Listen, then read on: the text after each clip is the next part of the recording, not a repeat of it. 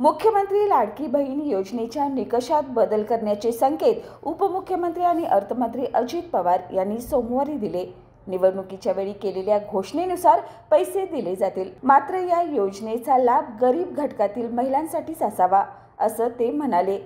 काही आर्थिकदृष्ट्या सक्षम महिलांनी या योजनेचा लाभ घेतल्याने यामध्ये सुधारणा करण्याची आवश्यकता आहे। अजित पवार यांनी स्पष्ट केले की आम्ही कुणाचे पैसे परत घेणार नाही, पण यामध्ये दुरुस्ती करावी लागेल। सोबतच राज्याचा आगामी अर्थसंकल्प सादर करताना पवार यांनी राज्याच्या विकासावर जोर दिलाय।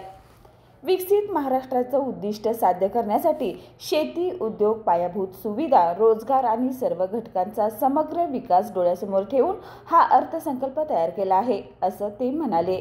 विधानसभेतील सर्वसाधारण चर्चेत 75 आमदारांनी सहभाग घेतला। त्यानंतर अर्थसंकल्पावर पवार यांनी उत्तर दिलं।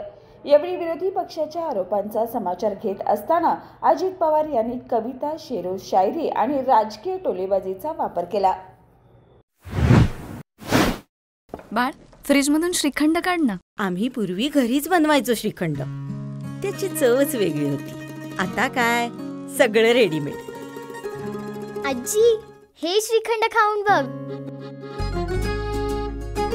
आज तुझ्या आईनं घरीच बनवलं की काय?